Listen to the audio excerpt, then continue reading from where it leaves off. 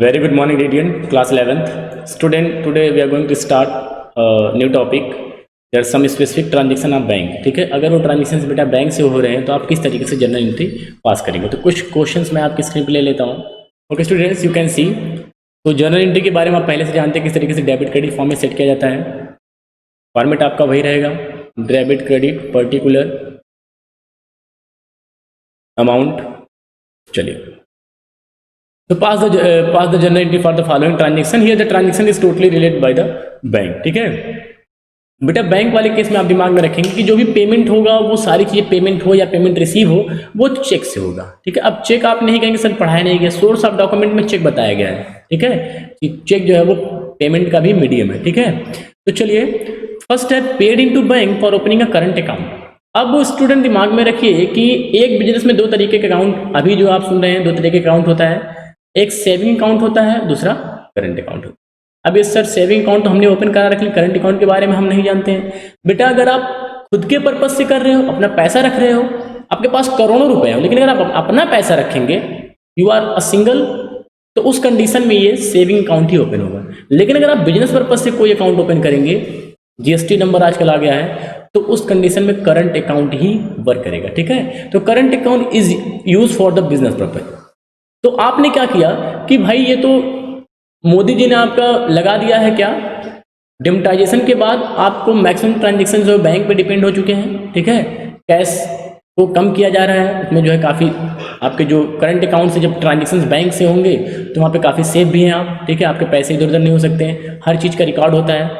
कोई ये नहीं कह सकता मुझे 10,000 मिला 20,000 मिला, जितना आपने बैंक से निकाला उतना ही मिला। तो चलिए ठीक है भाई, देखो 1 लाख रुपए से बिजनेस जब आपने शुरू में किया था, आप कई ट्रांजेक्शन को करते आ रहे थे 1 लाख रुपए से, तो इस 1 लाख रुपए में आपने तब शुरू में कैपिटल लगाया था। ठीक है, लेकिन अब जब आप देख रहे हैं कि बगल वाले जितने बिजनेसमैन हैं सब पैसे लगा करके उसको चेक जो है वो बैंक से ट्रांजेक्शन कर रहे हैं, तो आपके भी दिमाग में आया कि चलो हम भी कुछ ट्रांजेक्शन बैंक से करते हैं। तो आपने क्या किया, सबसे पहले कि जा करके बैंक में एक अकाउंट ओपन कराया। ठीक है, चूंकि आप अपने बिजनेस के नाम से, चाहे वो जगदीश एंड ब्रदर्स हो, चाहे वो राम एंड सन्स हो, तो इस तरीके से आपने किसी भी कंपनी के नाम से, किसी भी फर्म के नाम से, किसी भी पर्टिकुलर संस्था के नाम से आपने जो उसको रजिस्ट्रेशन करवाया, वहाँ पे जो है ओपन करवाया अकाउंट। तो अगर आप बिजनेस के पर्पज से कोई अकाउंट ओपन करवाएंगे तो वो होगा आपका करंट अकाउंट। कौन सा अकाउंट होगा बेटा, करंट अकाउंट। पहला ट्रांजेक्शन है पेड इनटू बैंक। पेड मतलब यहाँ पे जमा किया, paid into bank for opening a current account 25,000। अब बताओ बेटा कि when you are going to deposit money into bank, कौन कौन सा अकाउंट यहाँ पे एप्लीकेबल होगा। सबसे पहले सर यहाँ पे एक बैंक होगा। अब अगर मैं पूछूं बैंक क्या होता है, पर्सनल अकाउंट या रियल अकाउंट या नॉमिनल अकाउंट, आप कहेंगे सर पर्सनल। क्यों, क्योंकि बैंक में किसी ना किसी बैंक का वो नाम ही होगा। ठीक है, and if the account is indicate the name that is related to the personal account, and the rule of personal account is receiver debit and giver credit. आप समझ रहे हैं मेरी बातों को कि किस तरीके से रूल आपका अप्लीकेबल होगा। यहाँ पे रिसीवर क्या होगा बेटा, रिसीवर डेबिट होगा और गिवर क्रेडिट होगा। जब आप बैंक में पैसा जमा करके आएंगे तो बैंक आपके पैसे को रिसीव करेगा, क्योंकि बैंक रिसीवर है, तो बैंक आपका हो जाएगा debit. Bank account debit, how much, 25,000। तो 25,000 रुपए से एक अकाउंट आपने खोला बैंक में जाकर के for the business purpose, current account खोला। एंड ये डेट है आपकी मार्च 1, बैंक अकाउंट ओपन किया। सर एक तो बैंक हो गया, लेकिन हमने बैंक वाले को दिया क्या, कैश दिया ना। Cash is your assets and assets follow the rule of real account, what comes in debit what goes out credit. Here cash is out going from the business, that's why cash will be credit to cash account 25,000 for the purpose of narration being a current account, being a current account open in bank, being a bank account open in bank, open in, ये आपका transaction. ठीक है, second है March 5, cash sales ₹40,000 out of this 30,000 deposit into bank. आपने नगद में कितना बेचा बेटा, आपने नगद में बेचा 40,000 रुपये का, और इस 40,000 के सामान में 30,000 लेगा करके कहाँ जमा कर दिया? बैंक में। मतलब हुआ ऐसा कुछ कि 40,000 आपको मिला, आपने गिना, उसको गिन करके ड्रॉल में रखा, और फिर उसमें से 10,000 छोड़ करके 30,000 रुपये उठाया, और चूंकि भी आपने नया नया बैंक अकाउंट ओपन किया था तो ये समझ में आया चलो कुछ पैसे वहाँ पे जमा कर देते हैं। तो चलो ठीक है बेटा, सेल की कंडीशन में सर सेल क्रेडिट होता है, तो चलो ठीक, टू सेल्स रखो, टू सेल्स। सेल की कंडीशन में सेल्स क्रेडिट, परचेज की कंडीशन में परचेज डेबिट। ये आप रूल याद रखेंगे, जल्दी से क्वेश्चन हो जाएगा। 40,000 कितने का सामान सेल किया? सर 40,000 का। इसमें से अगर हम देखें तो हमारे पास कैश कितना है इस समय? सर कैश हमारे पास है 10,000, और बाकी का जो 20,000 है उसको आप क्या दिखा देंगे यहाँ पे? Bank account. कितना? 30,000।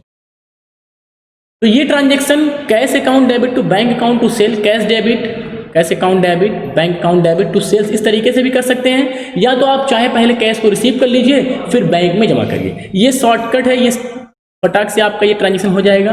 ये इजी है कि भैया ठीक, हमको 40,000 का सामान बेचा, 40,000 के सामान में 10,000 कैश में और 30,000 जो है वो बैंक में। अगर आप चाहते तो बेटा इसको दो तरीके से कर सकते थे। सर हम पहले इसको करते कि पहले हमें कैश मिला तो cash account debit 40,000 to sales, पहले ये कर देते 40,000, फिर इसमें से हम जा करके बैंक में जमा करते हैं। तो कौन सी एंट्री पास करते हैं? जमा वाली ये है, देखो यही है जमा वाली एंट्री। किस तरीके से जमा होता है बैंक में? Bank account debit to cash, तब हम ये करते कितना? 30,000। तो ये दो बार में करने से कोई बेनिफिट नहीं, बात इतनी पड़ेगी। कैसे? आप देखो कैश कितने से डेबिट है? 40,000 से, और कितने से क्रेडिट है? 30,000 से। तो कैश में कितना डेबिट बेटा? 10,000 से तो बचा। सेल्स आपका 40 है, सेल्स आपका 40 है, तो आप ये कंबाइंड एंट्री इस तरीके से सीधे पास कर लेंगे, cash account debit, bank account debit to sale. भैया हमने जो 40,000 का बेचा इसमें 10,000 हमारे ड्रॉल में है तो कैश के नाम से है, एंड 30,000 हमने बैंक में जमा कर दिया तो वो बैंक के नाम से है। ठीक है, तो इस पर ज़्यादा दिमाग नहीं लगाना आपको। नेक्स्ट है withdraw for private use for ₹4,000। तो 4,000 रुपये निकाला। क्या यहाँ पे कहीं चेक या बैंक की बात किया? नहीं किया है। तो अगर नहीं किया है तो जब आप ड्राइंग करते हैं तो ड्राइंग डेबिट होता है। अब businessman can do only 2 things in the business, वो सिर्फ या तो पैसे डालेगा या तो पैसे निकालेगा। पैसे डालेगा तो कैपिटल जो कि क्रेडिट होता है। फिर से सुनिए, पैसे इन्वेस्ट करेगा, पैसे लगाएगा तो कैपिटल जो कि क्रेडिट होता है, और पैसे अगर वो निकालता है तो वो ड्राइंग के नाम से जो कि डेबिट होता है। ये बातें आप दिमाग में रखिएगा। तो मार्च 10 को 10 मार्च को उसको कुछ पैसे की जरूरत पड़ गई, तो drawing account debit 4,000 to cash account 4,000। तो ओनर ने 4,000 रुपये ड्राइंग किया है, being amount withdrawn by proprietor या by owner for personal use. ठीक है, being amount withdrawn for the personal use. इसके बाद मार्च 10 हो चुका है, मार्च 12। ये बेटा ये एंट्री कॉपी होती रहती है तो आप इसको याद रख डालिए, कोई दिक्कत की बात नहीं है। Withdrawn from bank for private use, यहाँ पे प्राइवेट यूज के लिए निकाला था, लेकिन यहाँ पे कैश वर्क कर रहा था, और यहाँ पे कह रहा है कि बैंक से निकाला है 5,000 रुपये। चलिए ठीक है, तो सर सेम ट्रांजेक्शन होगा।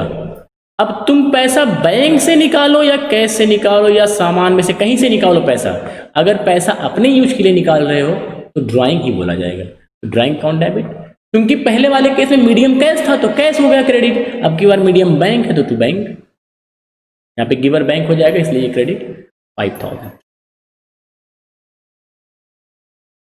ठीक है, being amount withdrawn for personal use, कोई दिक्कत की बात नहीं है, कर सकते हैं। ड्राइंग डेबिट होगा, कैश का तो टू कैश, और अगर बैंक से निकाला तो to bank. Placed on fixed deposit, FD किया है, क्योंकि उसके पास सेविंग से पैसे थे तो उसमें से कुछ पैसे एफडी लगा दिया है। तो placed on fixed deposit account at a bank by transferring current account 20,000। तो अपने करंट अकाउंट में से, अपने करंट अकाउंट मीन्स अपना बिजनेस का एक जो अकाउंट है, जो आपके पास बैंक अकाउंट आपने बिजनेस के नाम से खोल रखा है, उसमें से 20,000 रुपये ट्रांसफर कर दिया। क्या बना दिया उसका? FD, fixed deposit. तो चलिए मार्च 20 व्हाट एंट्री विल बी पास, क्योंकि जब आप एफडी करेंगे, ध्यान सुनिएगा, जब आप एफडी करेंगे तो वो फिक्स्ड डिपॉजिट हो जाएगा, तो आपके बैंक से पैसे जाएगा, जब आप एफडी करेंगे पैसे कहाँ जा रहा है, फिक्स डिपॉजिट में, तो रिसीवर डेबिट होता है। यहाँ पे आप कह सकते हैं कि what comes in debit what goes out credit, ठीक है। तो फिक्स्ड असेट्स, ये आपका असेट्स है, जो इसमें आएगा वो डेबिट हो जाएगा। फिक्स्ड असेट्स से सॉरी एफडी है ना, तो फिक्स्ड डिपॉजिट,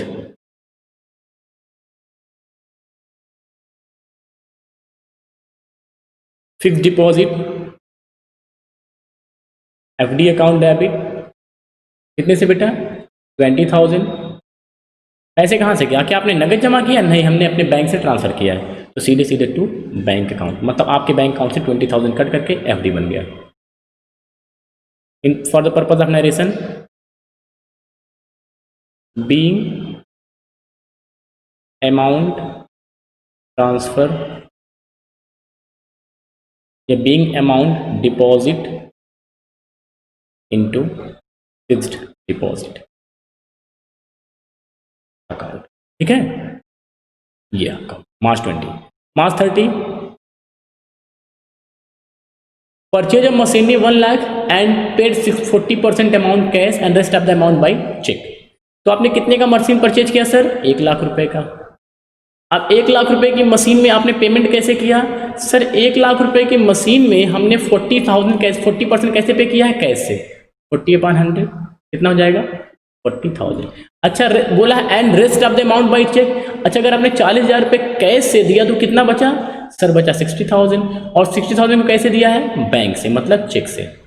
तो चलिए, when we purchase a machinery, machinery is coming in our business, क्योंकि मशीनरी रिलेट करता है रियल अकाउंट से, and the rule of real account what comes on debit what goes out credit. क्योंकि machinery आ रही है तो which is coming that will be debit, machinery account, machinery account debit 1 lakh, 1 lakh रुपए की मशीनरी है, और जिसमें से अगर हम पेमेंट की बात करेंगे सबसे पहले टू कैश लगाएंगे, हमारे पास से कैश गया 40,000 का, और फिर बात करेंगे बैंक अकाउंट की, मतलब चेक, तो चेक कितने का गया, चेक आप नहीं लिखेंगे, आप सिर्फ बैंक लिखेंगे 60,000 बीइंग मशीनरी परचेज। इसके बाद being machinery purchase paid 40% amount के लिए ऐसे लिख दिए बीइंग मशीनरी परचेज, ठीक है। ओके स्टूडेंट्स, तो for the purpose of homework कुछ ज़्यादा नहीं है, वही सेम ट्रांजेक्शन है जैसे भी आपने देखा, ठीक है। कोई प्रॉब्लम होगी तो आप हमसे कांटेक्ट कर लीजिएगा। ओके स्टूडेंट्स, तो that is enough for today, thank you, have a nice day.